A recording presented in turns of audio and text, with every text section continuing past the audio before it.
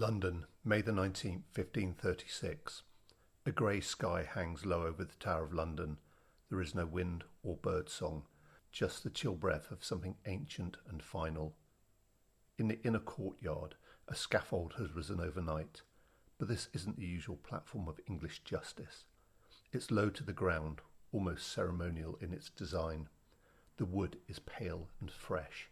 It hasn't yet absorbed blood. A foreign swordsman waits in silence, his weapon sheathed but sharp. It's not the English axe that will fall today, but a French sword, and it will fall on someone whose blood, until recently, was considered sacred. The whispers start early. A queen will die today. Anne Boleyn, the woman who shattered England's ties to Rome, the woman for whom a king rewrote God's law, the woman who had become the first queen in England's history to face the executioner. But here's the twist. She never confessed, and some say that she never truly sinned. Inside the tower, in a small stone chamber that has become her prison, Anne awakens. It's her 17th day here, and her last. She is 35 years old, composed and regal. The fire in her dark eyes hasn't gone out. Her few remaining ladies help her dress. Anne chooses a dark grey mantle trimmed with fur, beneath it crimson silk. She chose this because blood won't show easily. She is dignified and defiant. "I hear the executioner is very good," she says softly, fingers brushing her slender neck. "I have a little neck." She smiles as she says it. Was it bravado, irony, or something else? A calculated performance by a woman who learned that in court, and at court, perception is survival. But how did it come to this? Born to Thomas Boleyn, an ambitious diplomat, and Lady Elizabeth Howard, Anne was no commoner, but she wasn't royalty either. Her early years were spent in the court of France, where she absorbed the Renaissance like wine: languages, fashion, art, and politics. While England was still stuck in medieval gloom, Anne returned radiating continental sophistication. She wasn't considered a traditional beauty: olive skin, raven hair, fierce dark eyes.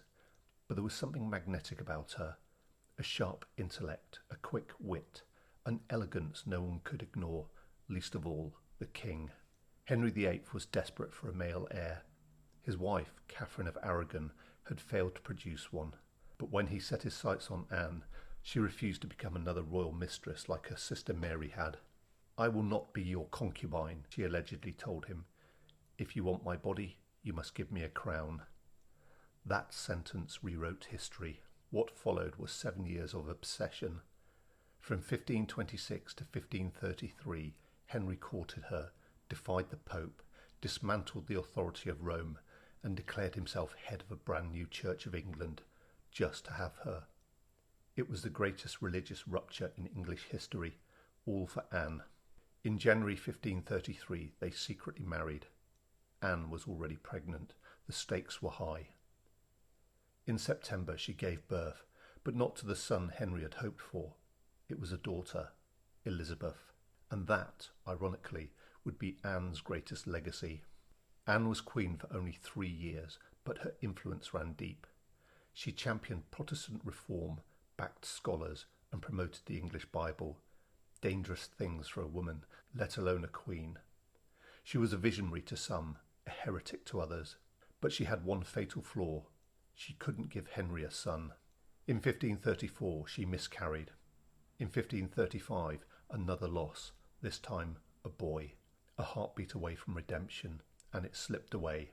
For a king obsessed with male succession, this was betrayal.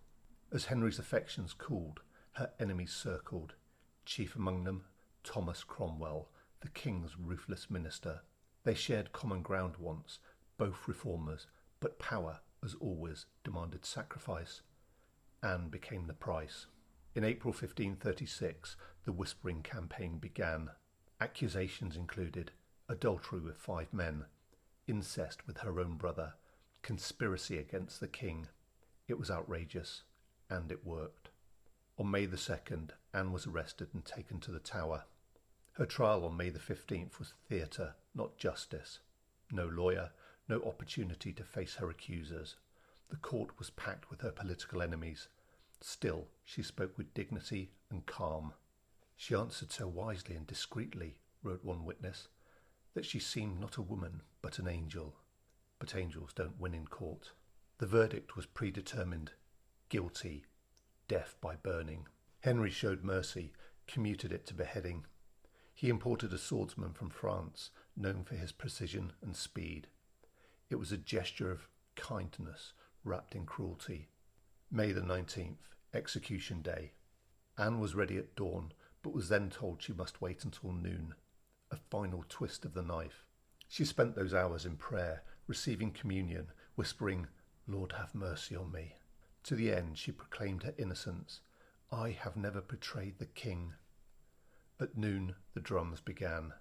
Anne said goodbye to her ladies. She handed out small tokens, a prayer book, a piece of jewellery, a handkerchief. "Remember me now and how I end," she asked. After 1,000 people had gathered, a crowd smaller than expected, many removed their hats. The atmosphere wasn't bloodthirsty, it was sombre, even reverent. On the scaffold she addressed the crowd.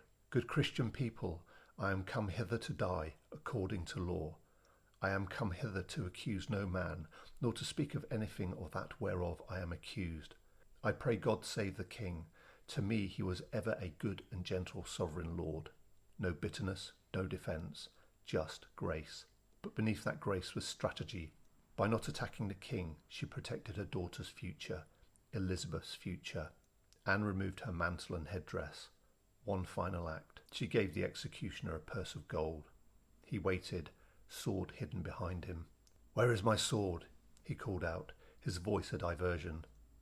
When Anne turned slightly, the blade came down. One clean stroke. Her head was lifted high. "So perish the king's enemies," the executioner announced. But the crowd didn't cheer.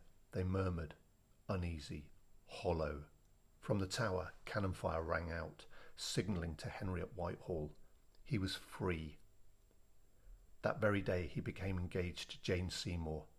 10 days later, they were married. Anne's body, head beside it, was placed in an old arrow case.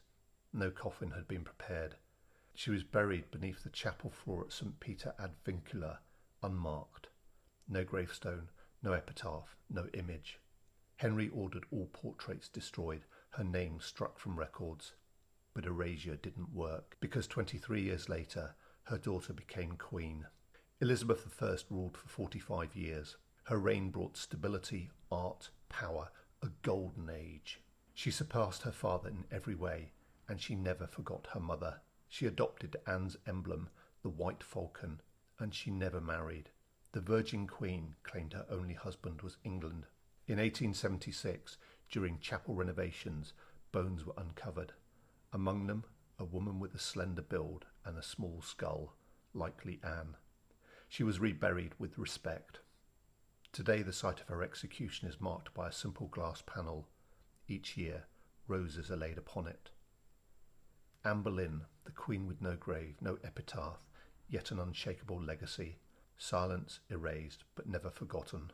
She died with dignity, and through her daughter, she won.